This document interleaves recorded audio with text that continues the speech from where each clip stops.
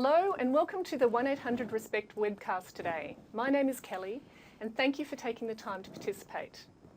Before we begin, I would like to acknowledge and pay respects to the traditional owners of the lands on which we are all meeting around the nation. Today's 1800RESPECT webcast is with the National Children's Commissioner, Megan Mitchell. The purpose of today's webcast is to engage people who work with children from a diversity of sectors and fields on the impacts of domestic and family violence on children. The Commissioner and her team will use the insights, feedback and comments received today to inform the 2015 Parliamentary report into children's rights. This is the first time 1800RESPECT has used this platform to seek feedback and insights from our audience. You could call it a reverse webinar of sorts.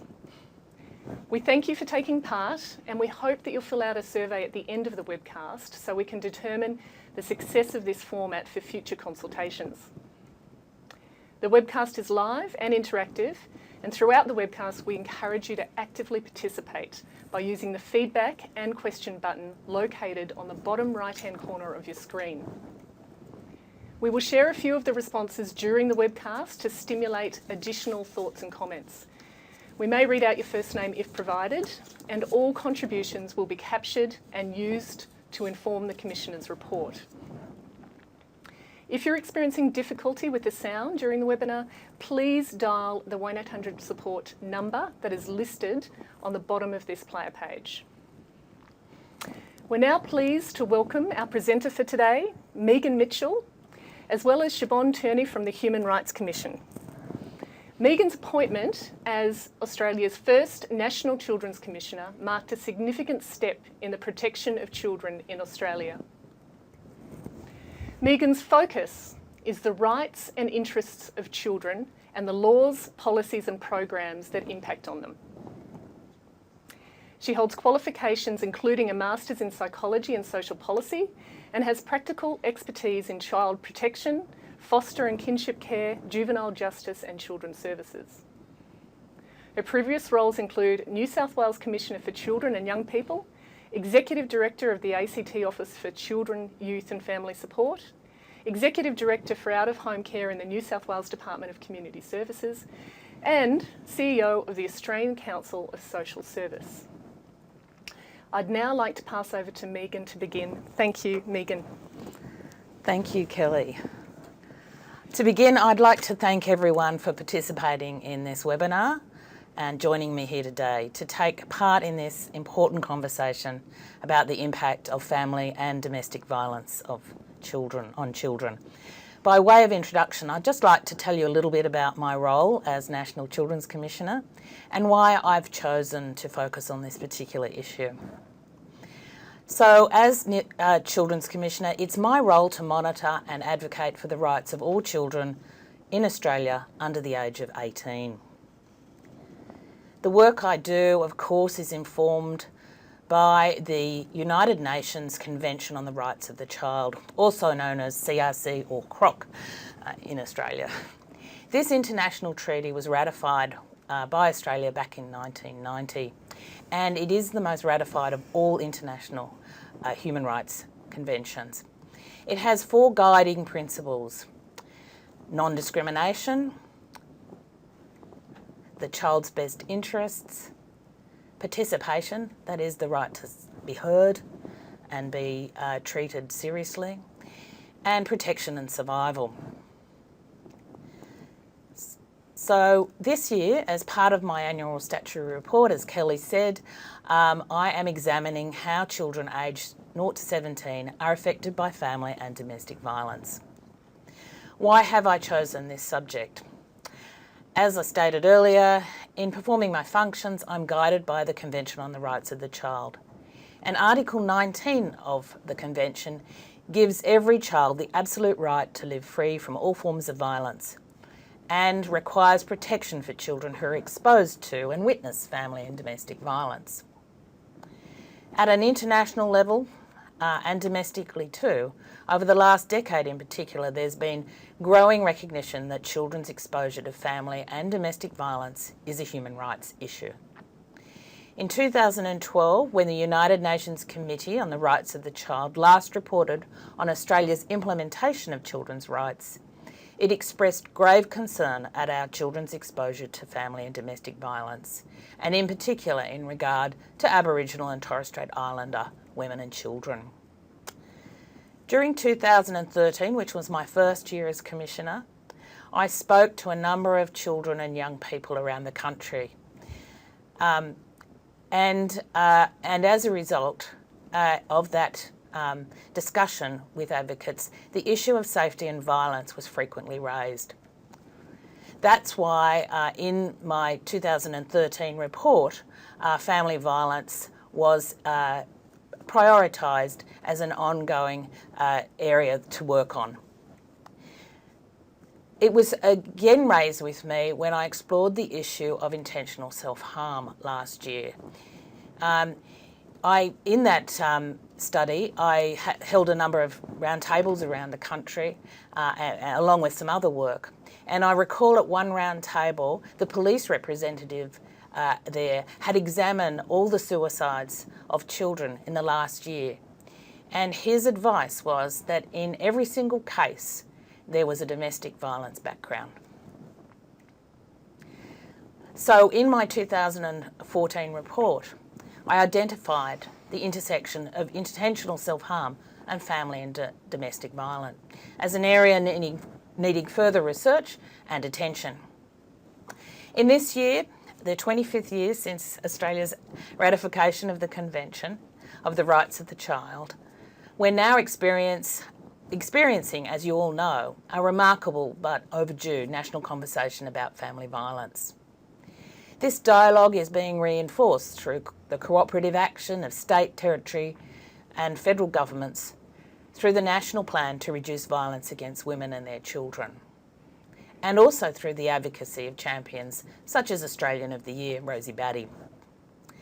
As Children's Commissioner, this has provided me with the opportunity to raise the importance of children's right to live free from violence of all forms, and to put a spotlight on the unique experiences of children affected by family violence. To date, my examination into this topic has involved receiving a number of submissions, collecting and analysing data, and hosting a series of expert forums. These, along with the discussions held in this webinar, which is just a fantastic opportunity to really reach out to so many of you working in this field, will be used to contribute to the findings of my 2015 Children's Rights Report to Parliament. What do we know about this issue so far? Well, unfortunately, as in many areas in relation to children's wellbeing, we don't know enough. There's no national data on the proportion of child protection notifications that relate to family violence in Australia. Prevalence estimates, however, from the 2005 and 2012 personal safety surveys by the ABS shows, however, that children's exposure to family and domestic violence is widespread and predominantly associated with violence against women.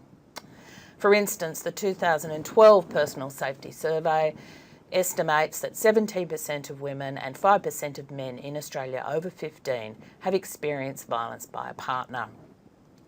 Both the 2005 and 2012 surveys show that much of the partner violence reported by women and men is seen or heard by children in their care. Children living with family and domestic violence are at an increased risk of experiencing emotional, physical and sexual abuse. And it's estimated that family and domestic violence is present in 55% of physical abuse cases and 40% of sexual abuse cases against children. As well as being direct victims of family violence, the experiences of children witnessing or being exposed to violence has increasingly been recognised as a form of child abuse. During 2013 and 14, just under 41,000 children were the subjects of substantiated child protection notifications in Australia. These are shocking figures. 40% for emotional abuse, which we all know is, in most child protection systems, code for exposure to domestic violence. 28% for neglect, 19% for physical abuse, and 14% for sexual abuse. You know, I did some maths on this morning, and that equates to around 112 instances of child abuse within the family context every day in this country. Children who witness domestic violence are also typically categorised of having an experience of emotional abuse, which I just mentioned.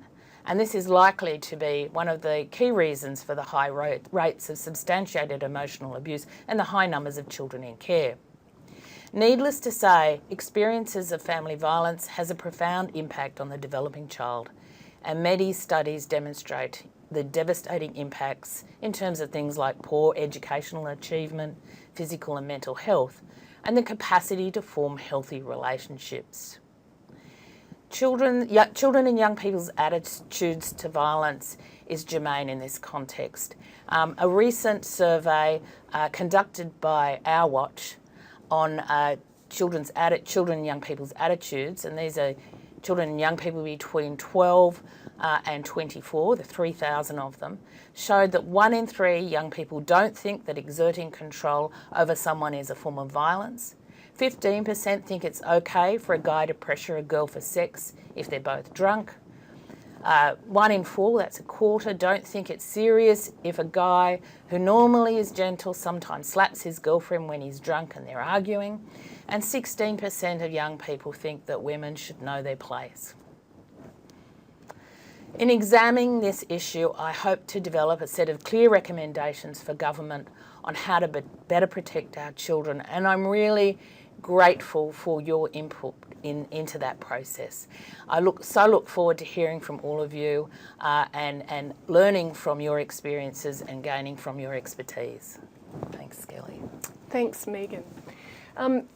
We encourage you to provide some comments on some of the questions that we have up on screen at the moment. But while those comments are starting to come through, Megan, can I ask you how you came to these questions?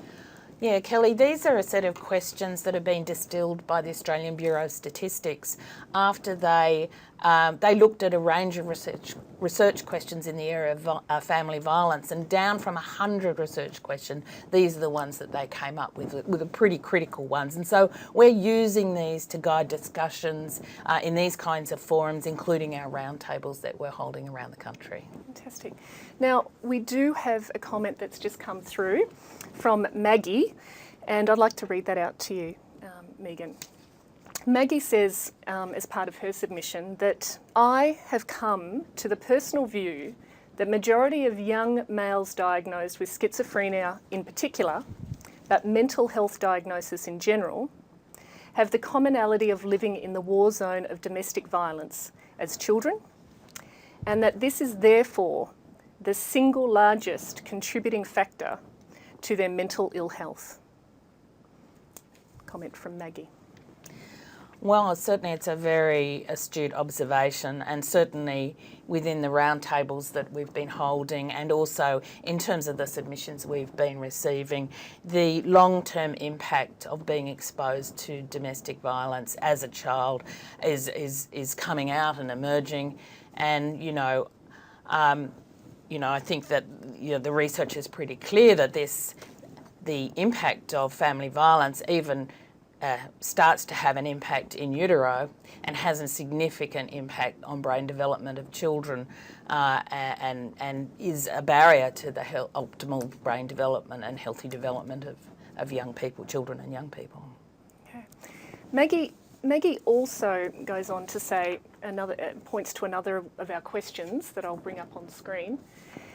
She says that a number of programs, if a number of programs also targeted the perpetrator and held him 100% accountable, then if we don't hold programs like this, then she feels that nothing is really going to change.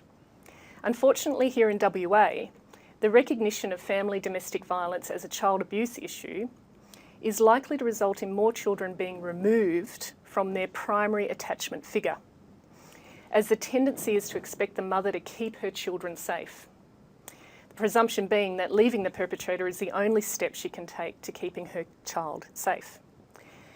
She says, we used to run attachment groups for mum and children, and these were evaluated at the time, but resources prevented us in monitoring the ongoing impact. Yeah, another great comment. And there's two issues there that Maggie is raising. One is the widespread perception, and I think it's the reality, of blaming the victim, and where women in particular are deemed not to demonstrate adequate protective behaviours for their children, often with the outcome that the child is removed and placed in the care system. And as opposed to child protection systems, really thinking about how we can help the woman and that child be safe. The other issue that Maggie raises there, which is also emerging, is the need to deal with the impact on the damaged relationship between the parents and the child from exposure to domestic violence, and in particular issues around attachment and bonding, which aren't necessarily or universally attended to in terms of the mother and the child getting the support they need. Great. We have another question that's come through, again on this same question. Yeah. And Vanessa asks, I know that money has been allocated to the National Community Education Campaign under the National Plan. Have you heard of any successful campaigns for children experiencing family violence? Look, one of the really important inputs to this webinar today is getting people's views about what would work in this educational space. There's a wide range of views out there. Some support strong broad-based messages about healthy relationships or and how to behave in front of children and the impacts of that. Others believe that you really need quite nuanced and targeted programs for different populations of people. So I'm really keen to hear what other people have to say, and the opportunity here is immense because there's been $30 million allocated for this purpose, so we really need to get that right. And so we really need to get the views of people who work in this field about what's going to work in that space. We have another comment here from Russell, who asks, what can be done to improve the collection of accurate data to help inform our decision making? Yeah, that's a good point, Russell. We don't have a lot of data, in particular in terms of child wellbeing. The police around the country don't routinely collect that, so I guess that's one of the things, the areas of potential recommendations I can make in terms of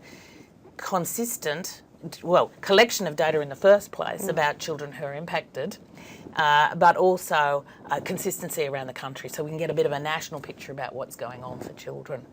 And that study by the Our Watch group in terms of children's attitudes, there's not many of those studies that actually go to the attitudes of younger children, and I think you really do need to find out what children are thinking and experiencing quite young in life. I'm just going to switch over to some more questions, but I have another comment that's come through while I put those questions up on the screen. Holly's got a comment, and she says, over a third, or 34% to be accurate, of children displaying problem sexual behaviour or sexually abusive behaviour who have attended our sexual assault support service have experienced family violence within the home. We need to be aware of this connection, and that children who have experienced family violence may display this behaviour as an acting out response to this violence. That's incredibly important observation, and I think making the link between family violence in the home and, the modelling of either perpetrator behaviour or victim behaviour, as well as the acting out response. And in fact, a number of roundtables that we've held so far have talked about the fight or flight situation that these children find themselves in. They're either, and they're constantly in this mode, which means that they really don't have a lot of opportunity to have normal, healthy, developmental, pathways. But part of that is if they're in the fight mode, often that can be an acting out behaviour. And if they're in their flight mode, they can get withdrawn and anxious. And all of these things are associated in many cases with their exposure to violence in the home. Well, Megan, you just referenced the roundtables that you've conducted. Yeah. I was wondering if you could just talk a little bit more about the process involved in the roundtables and how they've been conducted. Sure. So we're holding 8 altogether around the country. We can only, get a sort of 20 to 30 people in the room. So this is like the biggest roundtable of all, with hundreds of people in it, and which is fantastic. So we're going to every state and territory. We're actually talking to individual stakeholders as well as input, and we've had all sorts of people from academics to researchers in this area, educationalists, the police, everybody, people from the domestic violence sector, of course, people like Our Watch and ANROS are intimately involved in the process as well. So we finish up this week, which is great because it's a very tiring process as well as a very informative process, and we'll be getting on with writing that report to Parliament, which is a statutory report. It goes to all parliamentarians, so it's a really good opportunity to get this issue right in front of parliamentarians who make decisions about where resources go in particular. When is the report being tabled? It's being tabled in October, and it will be launched in December. There's a sort of a parliamentary process that it needs to go through. We have another comment that's come through that I'd like to share. Elizabeth asks, outcomes for rural and regional children are tied to access to support services and support. Where there are no support services for children, there are no outcomes. That's a comment. It also goes to the issue that Russell raised too about measurement.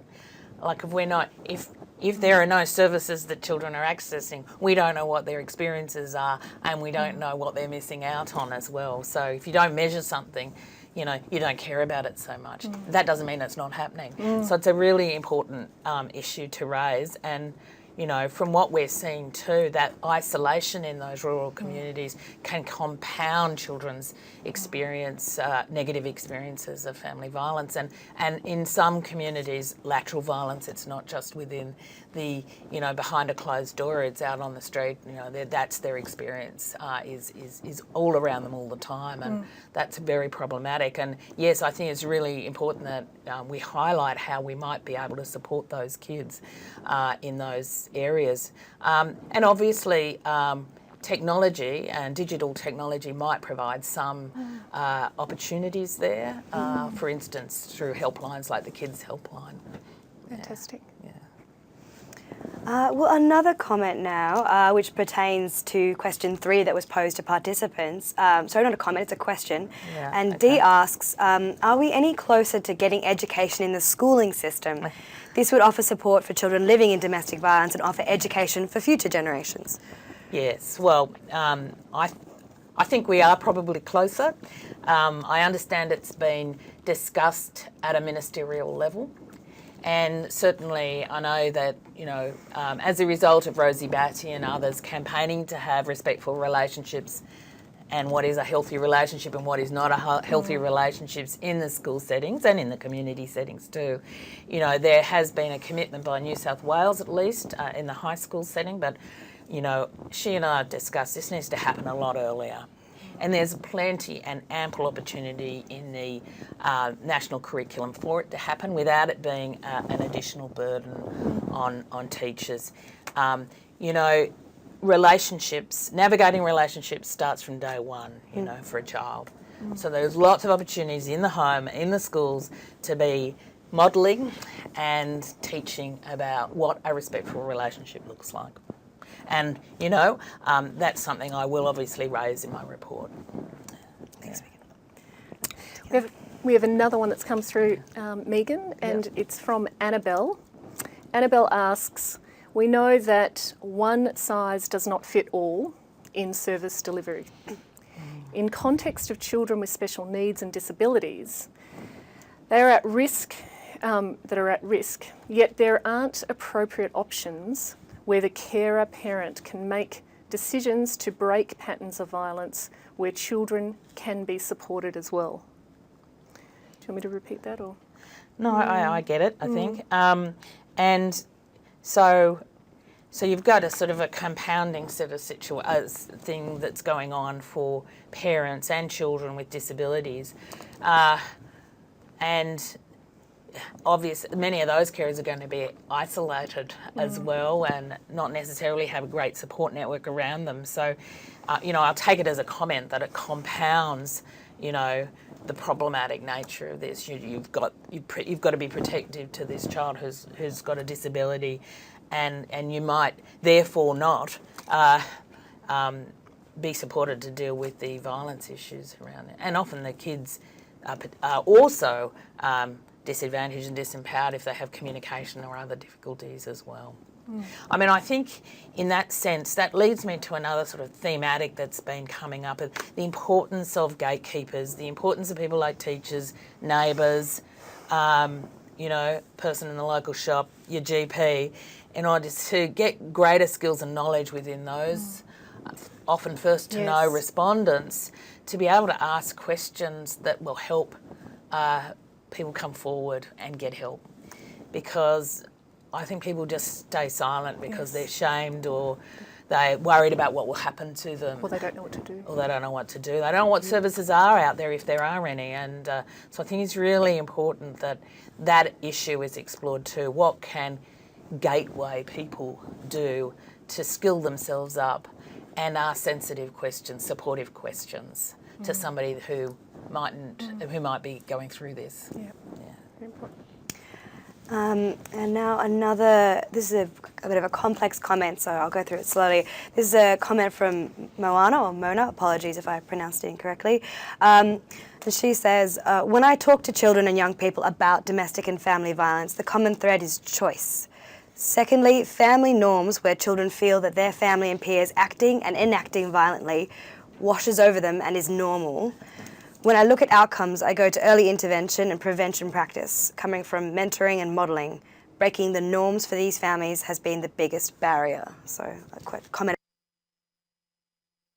about normative issues. Yeah, I think that's right. And so the issue for us is, as a society, what is the most effective way of breaking that down? And some of the things that have been suggested through the roundtable and submissions are things like increasing understanding among parents in particular about the impact of their behaviour on children's brain development, etc. These seem to have promised these sorts of interventions, because parents generally don't want to be bad parents. And that can be the breakthrough moment when they realise that actually what we're doing, how we're behaving, what I'm doing is actually having a really detrimental impact on my child.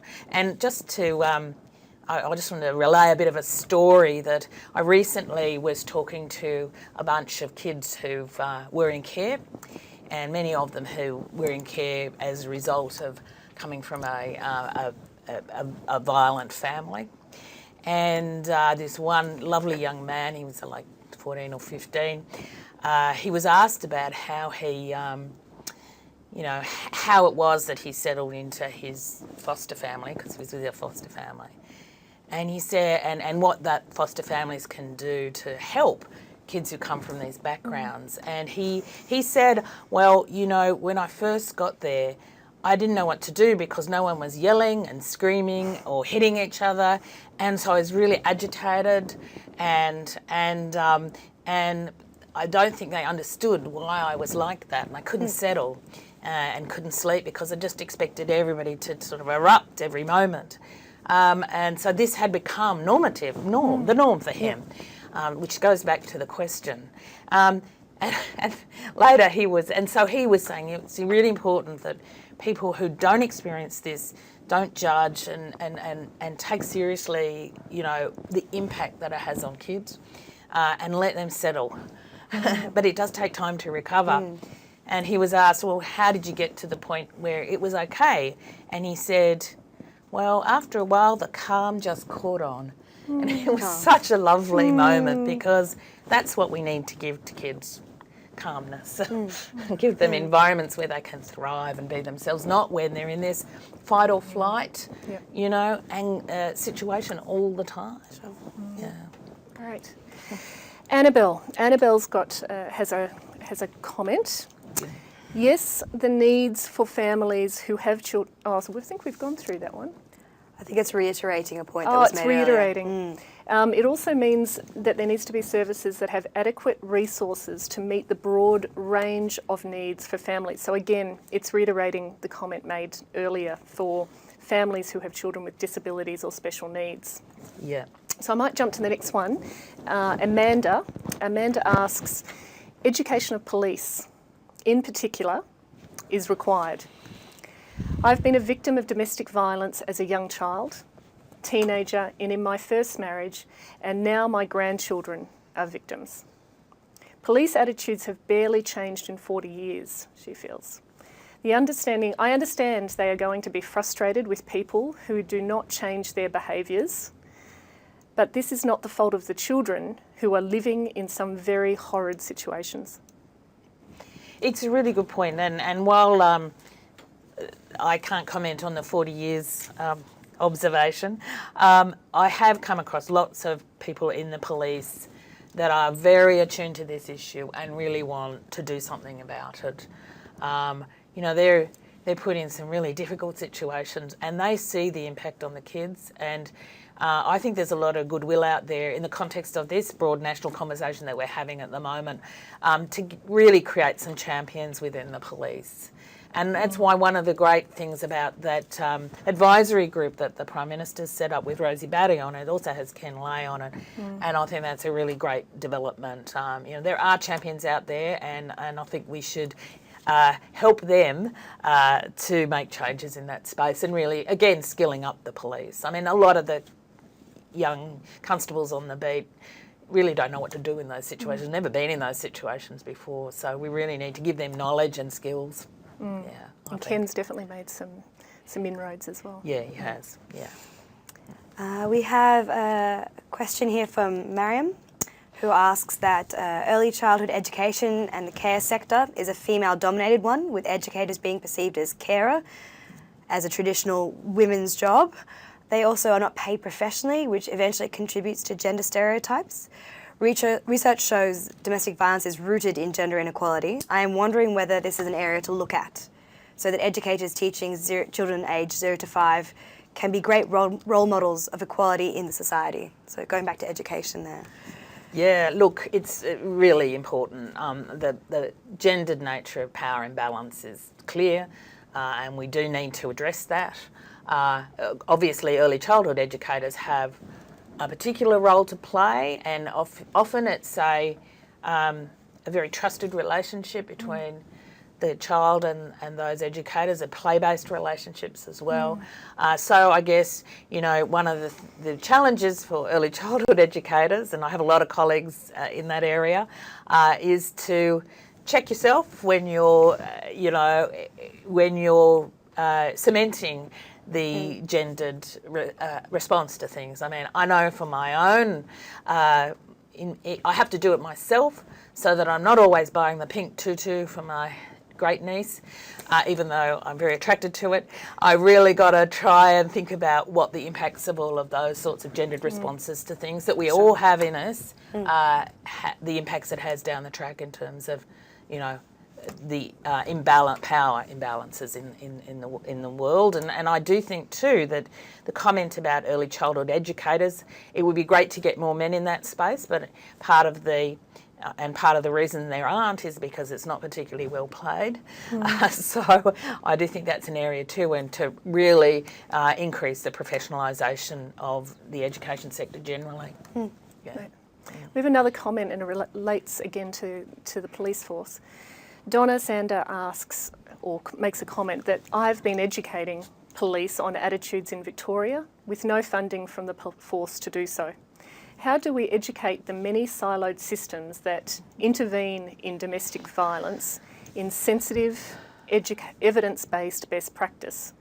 The system matters at all levels: the family court, child protection, magistrates court protection orders, sensitive, non-judgeable, non-judgmental response that is victim and child sensitive. There are also more trauma responses than flight or fight to exposure to family violence. Yeah, absolutely. It's more of a comment. I don't have the answer to it, and I'm hoping all of you do. But certainly it's something that I'm trying to explore. How do we integrate training, development, knowledge within all those various sectors that you've outlined, and there's more as well? How do we not see this as just an issue for the domestic violence sector? Because it isn't. How do we get the teacher? How do we get the GP? How do we get the police and everybody else up to speed on these issues, and in particular the impacts of trauma on children's experience and lives. In that context, there are some good promising programs around and interventions. Then there's not a great deal of evidence. There are some, but there is not a great deal. So I guess part of the suite of recommendations I'll be making will go to making sure we've got a much better evidence base in order to roll out and scale up the kind of training that we need. And, you know, you point to the family court, and that's another area where it seemed to be an area where we need to develop knowledge, skills, ability to recognise and respond to family violence and its impacts much better than it is at the moment. But many institutions, I mean, this has come up about many of the institutions that we all, you know, use and go about and be part of every day. Yeah. Well, here's another comment that sort of speaks to the need to recognise the impact of trauma. This is a comment from Lee, who says, children and young people are exposed to domestic violence often for a significant period of their lives. Services need to have the opportunity to work with families long term in order to make significant change, to hold and to support. Short-term work with families with long-term violence is always going to be a challenge and perhaps a band-aid approach. I thank Lee for the comment, and I think that's right. I mean, in so many areas where children have experienced trauma, you know, our responses are short and dealing with the incident, not dealing with the impact, and we really need to be in there for the long haul with families and with kids. Yeah, I can only agree. Yeah, for sure.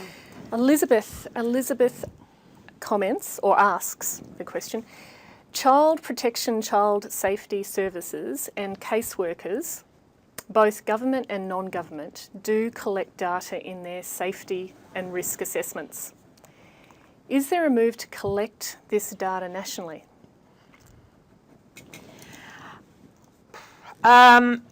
Yeah, look, I think there are opportunities here. I know there's another framework that I didn't mention when I was speaking to you, and that was the National Framework for Protecting Australia's Children. And it's been one of my quests is to try and link these two frameworks much more closely together because they are related.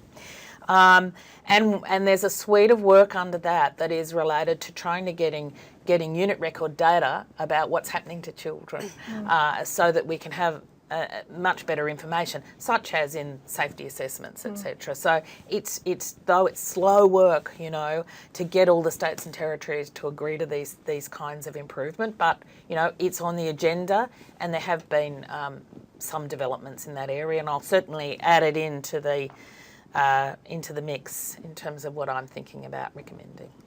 Okay. Yeah. Well, another comment on a very similar vein, Rosie makes the comment that the lack of data is really informed by the disjointed management of these children. In younger children, once care and protection intervene, often they are no longer involved with the health services. This prevents the ongoing assessment of children. Health uses a number of screening tools such as ASQ, which can highlight any delays in areas such as social and emotional behaviour. There needs to be a consistent approach to the management of these kids so that an ongoing monitoring and support can continue, so that ongoing monitoring and support can continue, which will aid in the gathering of statistical evidence. Yeah, well, yeah, I agree. And again, where those two frameworks intersect is often around this data, this information gathering, so we do get consistency and that we get the quality data that we need. But it also goes to ensuring that all the players are working together. And I certainly know that under the National Framework for Protecting Australia's Children, family violence is a priority for the next action plan. It's the third action plan in that series. And certainly there's work going on in the child protection space within the National Plan to reduce violence against women and children. So they're coming together in helpful ways, I think, for the first time. Yeah. We have another comment about data. I think the main gap in data collection is that each organisation has its own referral and intake. Perhaps a common tool. Also, organisations are not currently funded to work together so that goal setting is realistic.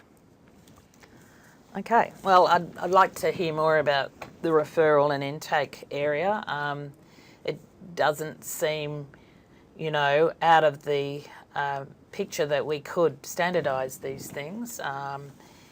It also would mean that people don't have to tell their stories a million times, if they've got information that they can exchange. And I think perhaps information exchange is part of the answer here too, between systems and between organisations that are supporting or managing people who are affected by family violence, including children.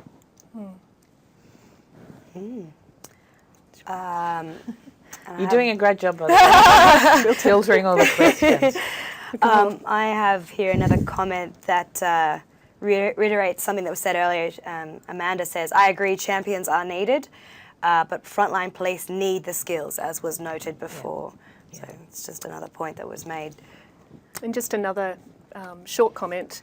Meredith says that we have a world-class universal surveillance and support service for infants and young children, maternal parent. So just another comment. Yeah, I do think that's right. I think the maternal health system, especially the home visiting systems where they exist in some states and territories, provide a real opportunity to get in early and preventative opportunity, but also if things are not going so well, and also during pregnancy, where we know it's a high-risk time for violence, it's a real opportunity to get in there with somebody who you might trust and build a relationship with. So I think, you can't underestimate the value of the child maternal health system in this area. As you were alluding to before, asking the right questions. Yes. Well, I had recently been talking to a woman who, all through a pregnancy, was experiencing family violence, and she would go along to appointments and things, but the bloke would come with her mostly, so she really had an opportunity to be by herself because it was quite controlling behaviour.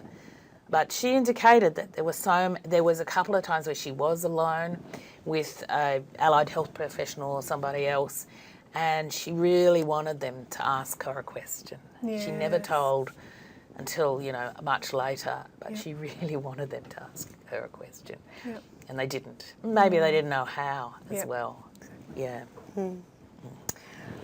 We've had a number of responses come in that pertain to the issue of family law matters. Yep. Just to go through a few of them. Linda asks, why does the family court place the right of fathers to have a relationship and access to their child above the need to protect children from violence? And details some of our own experiences in that area. And we have a couple of others with similar stories. Did you want to comment on that, Megan? Well, I do get lots of representations about the people's experiences with the family law system and the struggles that mothers in particular and their children go through. And I would say that the Family Law Act, it's important to note, did change in 2012, and in those changes were provisions to better protect children who are affected by family violence. So the court is actually obliged now to privilege the safety of children and also to hear the voices of children. The extent to which they're able to do that is another question. And certainly, as I alluded to before, I do think that there's a long way to go before we could be confident that they're well equipped to identify violence and respond to it in ways that we're all confident about. So certainly these issues come up a lot, and I'm aware of them. Yeah. Thanks, Megan. Yeah. Jamie again asks, for children to receive counselling after separation usually requires the consent of both parents. Under the Family Law Act, parents are presumed to share responsibility for their children after separation, even when one parent has used violence against the other. I'll just comment on that. The wording of the Act currently talks about each parent having a meaningful relationship with the child. Now, the issue is how that's interpreted. And so I think there might be scope here to redefine what a meaningful relationship looks like when there's safety issues involved. So I think there's scope to be talking to the court about how that might be reconsidered in terms of the child's access to both parents. In terms of counselling, this is something else that I understand is the case, that counselling is often not supported or encouraged where it really should be provided to the child. And so I think this is another area to explore with the family court about how we might be able to ensure that the children get the support they need when they need it. And on a different note, we have a comment that was, sorry. My apologies. Jumped up. I've gone and moved the question. Technical problem. Yes, sorry. Kelly, did you want to ask the next question? Yes. We've got another comment from Rosie here. A lot of these vulnerable family programs with maternal and child health are severely underfunded. When we start early, we can have positive outcomes. Would be great if some of this money could be siphoned to these programs. So she's alluding to your earlier comment. Thank you, Rosie. I agree. I do think that's an area where we can actually either de-escalate a situation that's, getting out of hand, or we can prevent the stresses coming in on people and this, violent behaviour starting in the first place. And I know Christian has also commented on a similar vein, saying that prevention is better than cure. Yeah. This needs to be put into policy of children being educated on relationships, respect and child rearing. This needs to be introduced from a young age. Teachers need to be specifically trained in these topics, and it needs to be part of the higher school curriculum from year 7, as I see all of this in my role as an early childhood educator and spent most of my time supporting and educating families instead of spending time educating children. Yeah, well, I think that just shows the complexity of contemporary life and contemporary families, and that, the education is often of the parents as well as the children, and this is why educators have such an important role to play, because they'll often know that something's going on, or the child will disclose, and they've got a duty of care to try and respond in a meaningful way and protect that child. And often it's the best way is to change the behaviour of the parents. Yeah. I think we've got time for just a few more comments, and then we'll have to start to move on. All right, then there's a comment here from Lisa. The maternal and child health nursing service in Victoria is an ideal platform to improve identification and safety for women and children exposed to family violence. More support is needed for nurses to provide care. It's just a comment from Lisa. Yay, nurses. And I hope I pronounced this right, Mesa. she's got a comment about culturally and linguistically diverse backgrounds. So families from culturally diverse backgrounds experience family and domestic violence. However, culturally and linguistically appropriate services are very limited or do not exist, especially anger management and conflict resolution programs for men. This is about access and equity, and I wonder if this is an area you're going to look at. Certainly I will, Mesa, and thank you for raising it. It's clear that a number of children in culturally and linguistically diverse families are experiencing quite high rates of violence.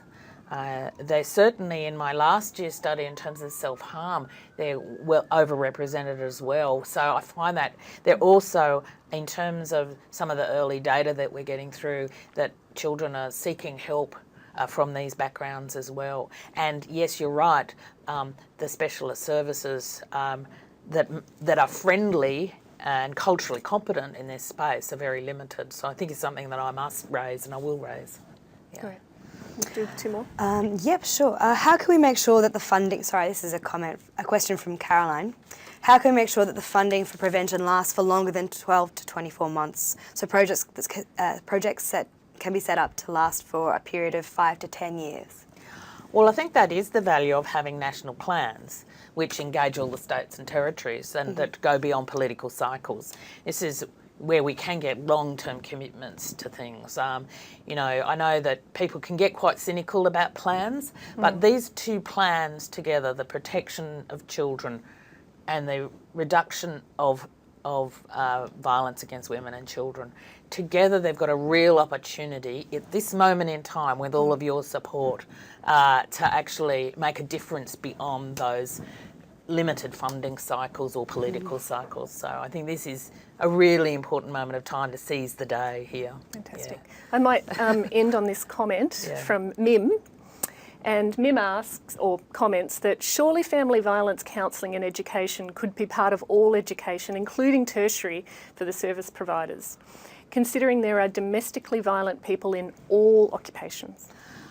Absolutely. I mean, if you look at the figures around who's perpetrating this violence, you know, in any workplace there's going to be somebody in the office who is in this situation and they are likely to have children and those children are going to be, exposed to violence. So yes, it's more common than we think. It's all around us.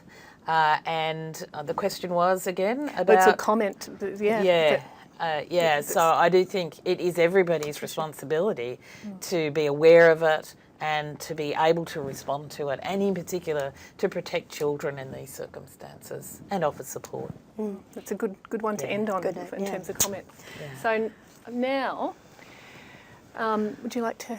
Look, I just wanted to say thank you for everyone. I mean, if you've got other issues you want to raise, really just email me at the Human Rights Commission. So I'm megan.mitchell@humanrights.gov.au, and there's also a kids@humanrights.gov.au as well. If you've got any follow-up comments, we've recorded all of this, so all of this information will be fed into my report, which will be launched in December, as I noted.